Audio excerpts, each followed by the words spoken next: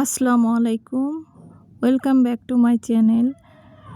Hello বন্ধুরা, আপনারা কেমন আছেন? আমি আজকে আমার ব্লগটি শুরু করেছি একটা রান্নার ভিডিও থেকে।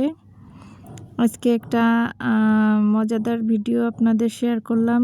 অবশ্যই এই রান্নাটা আপনারা করবেন। এখন যেহেতু সিজনাল আমড়া পাওয়া যাচ্ছে, আমরা কিন্তু এই আমড়াগুলো দিয়ে মজার মজার ডেজার্ট বলেন, আচার বলেন, সব ধরনের খাবারই খেতে পারি। কিন্তু এই খাবারটা হয়তো অনেকে পরিচিত নয়। আমি এই খাবারটা আসলে ইন্ডিয়ার কাছাকাছি লোক মনে করেন, ইন্ডিয়ার বাঙালিরা এই খাবারটা কিন্তু প্রচুর পরিমাণে ওরা পছন্দ করে। তো আমি ওই সীমান্ত এলাকায় অনেক বছর ছিলাম, চুয়াডাঙ্গা এলাকায়। তো ওদের দেখতাম যে ওরা বিশেষ করে সব খাবারে কিন্তু আপনার সরিষা ব্যবহার করতো। তো আমাকে এই খাবারটা ওরা একদিন রান্না করে খাওয়ালো। আমি আবার টক ঝালটা পছন্দ করি।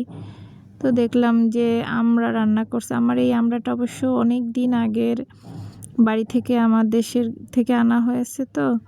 তো এই আমড়াটা মোটামুটি একটু হয়ে গেছে, বতি আমড়া আরও। তো এইখানে যদি আপনি জালি আমড়া ব্যবহার করেন, যেটা আর কি কেবলমাত্র আঁশটা হয়নি ভিতরে, ওই আমড়াটা দিয়ে যদি আপনি ইলিশ মাছের মাথা দিয়ে রান্না করেন, অনেক সুস্বাদু। আমি মনে করেন এটা দিয়ে প্রায় 1 প্লেট ভাত অনায়াসে খেতে পছন্দ করি। যারা একটু টক ঝাল পছন্দ করেন, ঝাল বেশি দিয়ে, সরিষা বাটা দিয়ে যদি আপনি পেঁয়াজ, রসুন, জিরা, হলুদ, লবণ, মরিচের গুঁড়া, বা আমি তো কাঁচামরিচ ইউজ করছি, একটা শুকনো মরিচও দিয়েছি ভিতরে। তো এটা দিয়ে আপনি যদি করেন, সবজি তরকারির মতোই আপনি এটা একটা তরকারি হিসেবে রান্না আমি দেশে যদি কখনো রান্না করছি, মানে আশেপাশে গ্রামের অনেক চাচিরা, আন্টিরা এসে এটা খেয়ে অনেক করতো যে না, অনেক সুস্বাদু। যেহেতু সরিষা বাটা দেওয়া হয়, ইলিশ মাছ সরিষার মতো, মানে এটা একটা অসাধারণ খাবার। তো অবশ্যই এখন যেহেতু সিজন, আমড়াটা অবশ্য একটু জালি থাকা অবস্থায় এই জিনিসটা রান্না করলে অনেক ভালোই লাগে। একটু আলু দিয়েছি, স্বাদটা সেই স্বাদ হয়। আর অবশ্যই আমরা বিভিন্ন ধরনের রান্না বলেন, অন্য রেসিপি আমি ট্রাই করব, আপনাদেরকে মাঝে মধ্যে শেয়ার করব, যেটা আননোন হোক। আমাদের দেশের এলাকার খাবার দাবার যদি আমি পারি শেয়ার করব। যেহেতু আমার এত প্রফেশনাল রান্নার চ্যানেল না, তারপরেও মাঝে মধ্যে আমি আমার টুকটাক যে বিষয়টা পারবো আপনাদের দর্শকদের সাথে শেয়ার করব। আমিও মোটামুটি অনেক বছর ধরেও ইউটিউবে আছি। আমার বড় মেয়েটা ইউটিউব চ্যানেলে, ওর একটা জনপ্রিয় চ্যানেল আছে। আমি কিন্তু এই প্রথম যে না, তবে আমার মেয়ে আসলে ওইভাবে কাজে অ্যাক্টিভ না। ও নিজে নিজে মানে করতে চাইতো না, জোর করে ওকে আমি মোটামুটি করোনার টাইমে শুরু করিয়েছিলাম। বলেছিলাম যে দেখো বাবা, তুমি তো এখন পড়াশুনোর তেমন চাপ নেই। তো তখন হচ্ছে ক্লাস 9-এ পড়ে। তো ওকে বললাম যে তুমি যেহেতু ইংলিশটা একটু হালকা পাতলা দুর্বল আছো, চেষ্টা করো। কথা আছে না যে চেষ্টা করলে কিন্তু কখনো মানুষ ব্যর্থ হয় না। আলহামদুলিল্লাহ আমার মেয়ে ইংলিশে ওখান থেকেই নিজে ট্রাই করে নিজে এই ইংলিশে ওর যে চ্যানেলটা করছে, ওখান থেকে ও অনেক প্রুভ করছে, নিজের জড়তা কাটছে। তারপরেও ও কিন্তু মাশাআল্লাহ দিলে এখন ইংলিশে মোটামুটি ভালোই টকিং বলেন, মানে ওর বোঝার ক্ষমতাটা অনেক ভালো হয়েছে।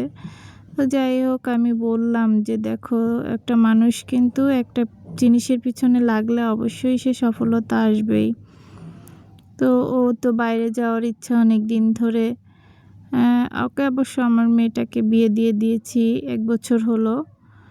যেহেতু অনার্স যখন ফার্স্ট ইয়ারে, তখনই ওকে আমি বিয়ে দিয়েছি। তো বিয়ের পর থেকে ও একটু ইউটিউবে আনরেগুলার হয়ে পড়ছে, করতে চায় না। আসলে আমার কাছে থাকলে ও করতো, কিন্তু ও নিজের থেকে এখন আর ওই যে আমি গরজ দেই না, ও ওইভাবে চেষ্টা করে না। ও 7-8 মাস পরে একটা করে ভিডিও ছাড়ে। তারপরেও মাশাআল্লাহ ও খুবই জনপ্রিয়, প্রায় 1.5 লক্ষর উপরে সাবস্ক্রাইবার আছে ওর চ্যানেলে। কিন্তু ওই যে কাজ করে না, দর্শক হারায় ফেলছে। তারপরেও আমি বলি যে করো, করো, মানে ওই যে গরজ কম থাকার কারণে দেখা যাচ্ছে ও জীবনে সাকসেস হতে পারতেছে না। এটাই আমাদের ব্যর্থতা। আমরা যদি কখনো নিজ থেকে কোনো কিছু ভালোবেসে করি, সেখানে সফলতা আসবেই। আমি ছোট চ্যানেল শুরু করছি, আমি এর মাঝেও একবার সেলাইয়ের চ্যানেল বলেন, রান্নার চ্যানেল করেছি, কিন্তু ওই যে বাচ্চারা বলে তোমার করার দরকার নেই, মানে ওই যে আমাদের বাচ্চারা উৎসাহ দেয় না, আমি একা পারি না, আমার ফ্যামিলিতে আমার হাজব্যান্ড আবার এত গুরুত্বর সাথে কোনো কিছু করতে দিতে চায় না। সে অবশ্যই এই সম্পর্কে বুঝে না। তবে আমি বিয়ের পর থেকে অনেক চেষ্টা করি, এটা একটা কিছু মানে দেখা যাচ্ছে চাকরি তো আমরা করতে পারবো না, কি করা যায়, কি করা যায়, তো দেখলাম যে না, ইউটিউবে আমাদের কিছু একটা করা যায়। তো তখন মনে করলাম যে আসলে আমরা তো ওইভাবে নিজেদেরকে উপস্থাপন করতে পারবো না, আমাদের ওইরকম লাইফস্টাইল সম্ভব না।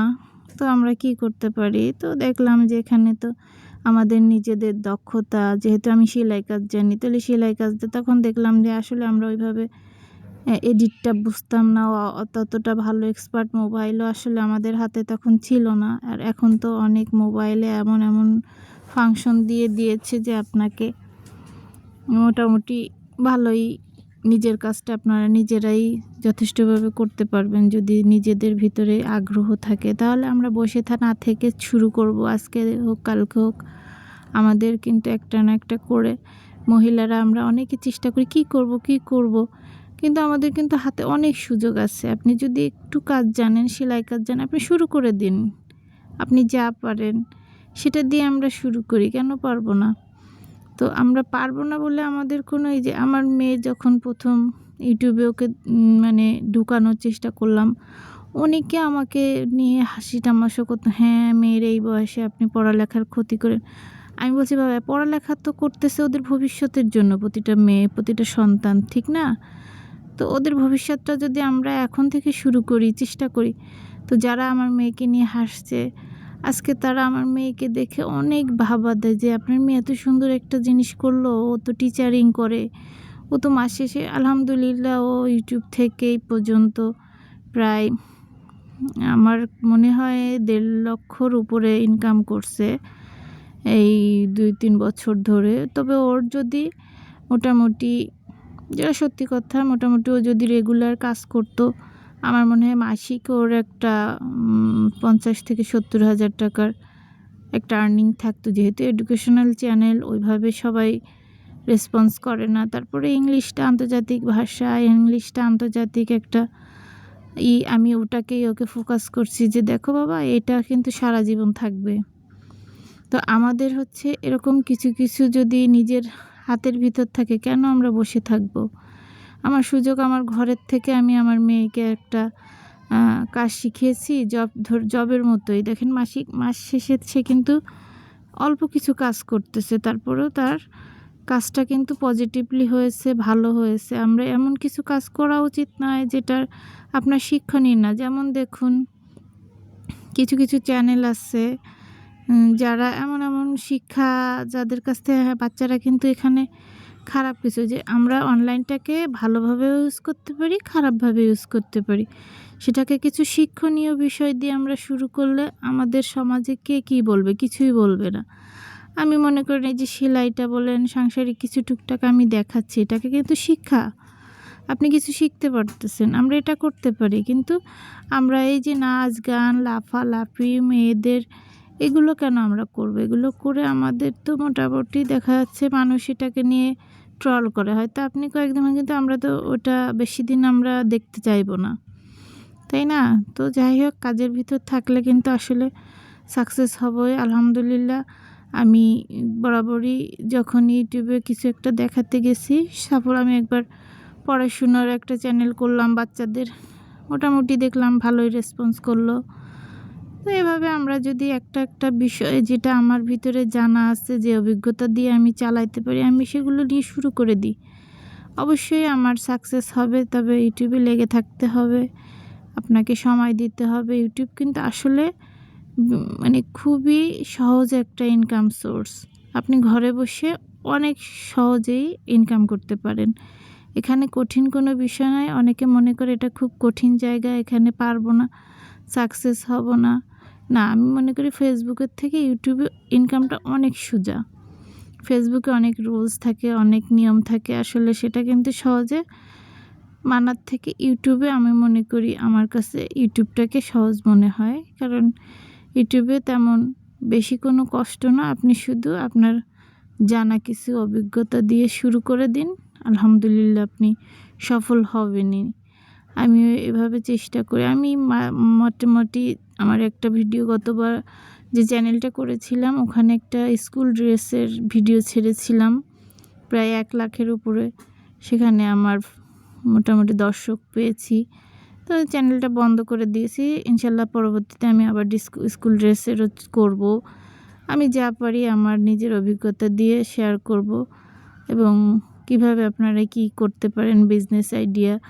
আমি বিজনেস করেও যে একেবারে সফল হয়েছি তা কিন্তু না, আমার কিছু ভুলের কারণে আমার বিজনেসটাকে স্টপ করতে হয়েছিল।